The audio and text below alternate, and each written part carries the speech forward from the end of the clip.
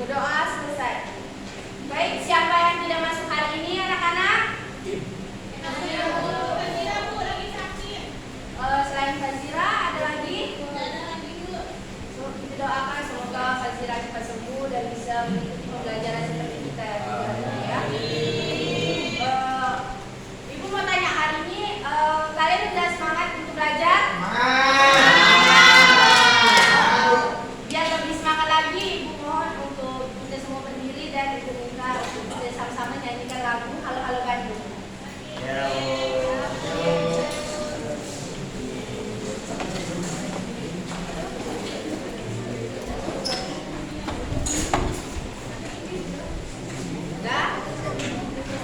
Tahu kan lagunya semuanya? Tahu. Ibu mulai ya, 1, 2, 3.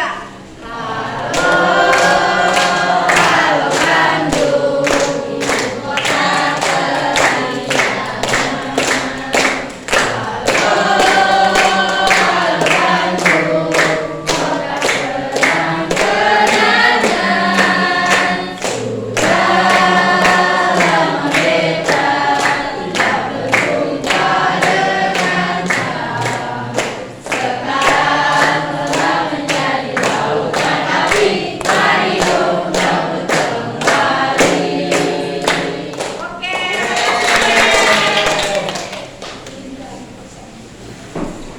Nah, sebelum kita masuki pembelajaran pada hari ini, aku mau nanya, permainan apa yang biasanya kalian main sehari-hari? Kayak puter-puter. Selain main kelayang, lompat lari, apa lagi? Main tabak, kelereng, main kencak, Nah, di sini hari ini kita akan belajar tentang menyimak dan memahami tentang teks narasi dari kegiatan bermain. Terus kita akan mengidentifikasikan dan kosakata baru yang berkaitan dengan permainan tradisional.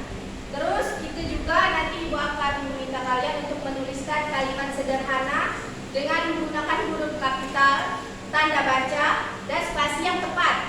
Terus Ibu minta juga kalian untuk menyampaikan pendapat tentang cara bermain yang aman dan aman melalui diskusi kelompok. Baik, kita langsung saja ke kegiatan yang pertama, yaitu Ibu minta kalian untuk membacakan itu cerita.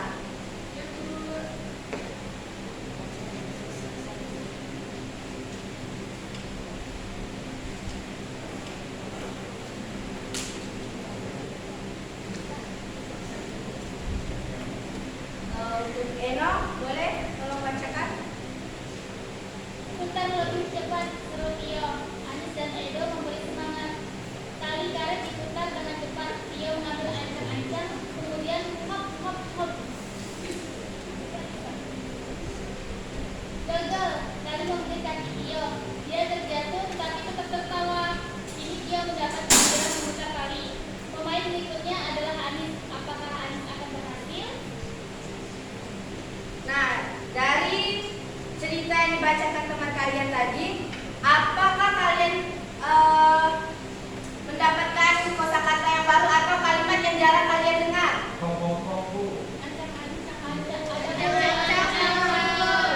Selain ancang-ancang tuh apa lagi? Nah, kalian tahu nggak apa itu ancang-ancang? Tidak tahu. Nah, benar. Di sini juga Ibu akan menjelaskan tentang teks deskripsi dan teks yang lainnya. Baik, yang pertama itu ada yang namanya teks deskripsi, teks naratif. Dan di mana teks naratif itu merupakan teks yang berisi cerita yang bertujuan untuk menghibur si pembaca. Ia juga merupakan suatu rangkaian yang terdiri dari tokoh, tempat, waktu, dan alur cerita. Biasanya nih teks narasi ini menceritakan tentang cerita dongeng, cerita imajinasi, atau campuran dari keduanya. Contohnya tuh kayak cerita cerita kancil dan buaya. Nah, di situ kan cerita dongengnya menceritakan tentang anak yang menemukan harta karun. Terus yang kedua tuh ada yang namanya teks prosedur. Yang dimana teks prosedur ini merupakan teks yang berisi langkah-langkah atau suatu rangkaian untuk mengerjakan sesuatu agar itu bisa dilakukan dengan benar dan efektif. Contohnya tuh kayak kita bermain Lego. Siapa yang pernah main Lego di sini? Nah, di Lego tuh kan punya buku panduan kan? Iya, Nah, Bu. itu tidak bisa menyelesaikan Lego itu tanpa buku panduannya. Nah, itu merupakan teks prosedur atau langkah-langkah. Terus yang ketiga tuh ada yang namanya teks eksposisi atau teks dengan penjelasan yang rinci, yang dimana tuh kayak kita menjelaskan tentang kita menjelaskan tentang informasi secara rinci atau yang faktual, kayak kita contohnya itu tentang siklus hidupnya kupu-kupu. Kan kita tidak bisa mengarang gitu kan, kalau siklus hidupnya kupu-kupu itu kan dari telur terus ke kepompong, habis itu kupu-kupu kecil dan kupu-kupu besar. Tidak mungkin kan kalau misalnya kupu-kupu itu dari kupu-kupu besar langsung kembali lagi ke telur, itu nggak bisa kan? Nah, itu merupakan yang namanya teks eksposisi. Terus teks deskripsi. Nah, teks deskripsi ini merupakan teks yang menunjukkan gambaran yang jelas, yang dimana ini bertujuan untuk agar si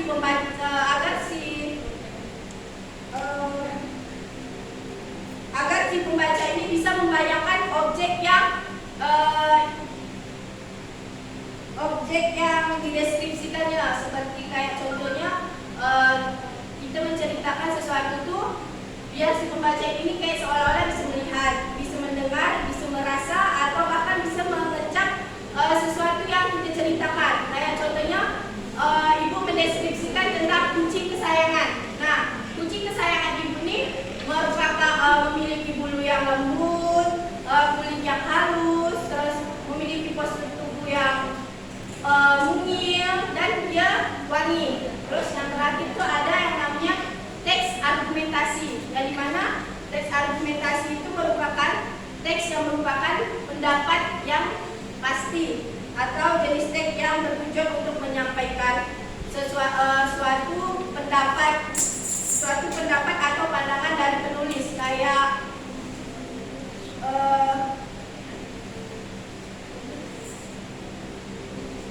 contohnya gini, alasannya mengapa sih kita tuh harus belajar. Nah, argumentasinya tuh seperti kayak kita harus rajin belajar karena itu untuk membuka peluang kita di masa depan. Pengetahuan itu tidak hanya dari belajar, pengetahuan itu kita dapat dari belajar dan membantu kita untuk mencapai cita-cita dan peluang kita di masa depan. Nah, selain itu juga di sini kita akan mempelajari tentang tanda baca, yang dimana yang pertama itu merupakan tanda ada yang namanya huruf kapital. Nah, huruf kapital di sini merupakan huruf yang ada di awal kalimat.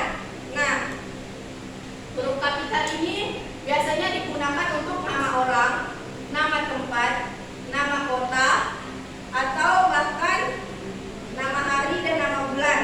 Seperti contohnya kalimatnya untuk nama orang. Nah,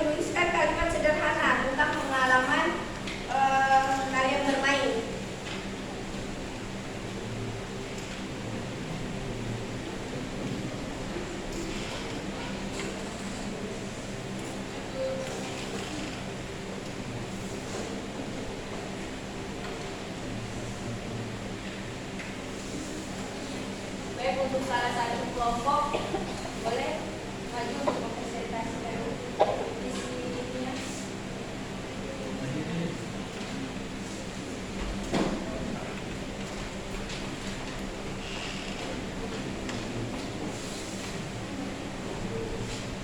Saya bermain lompat tali bersama teman di sekolah. Yang kedua, kami tertawa senang saat bermain bersama. Dan yang ketiga, aku bergiliran dan tidak marah saat kalah. Oke, makasih.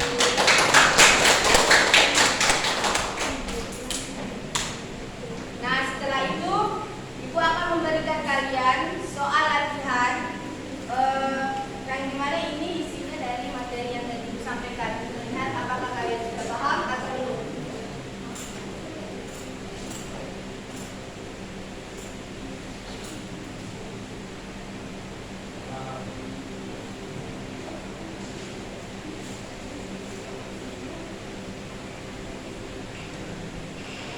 Sudah semuanya?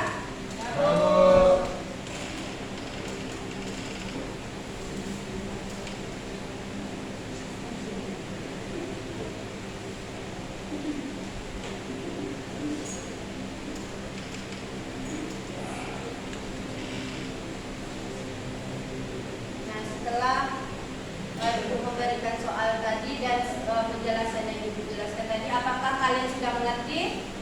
Nah,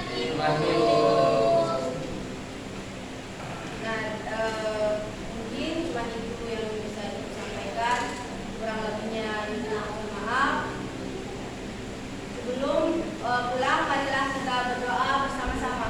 Berdoa mulai.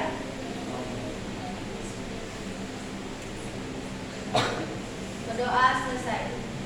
Ibu akhiri pembelajaran pada siang hari ini. Wabillahi taufiq wal hidayah.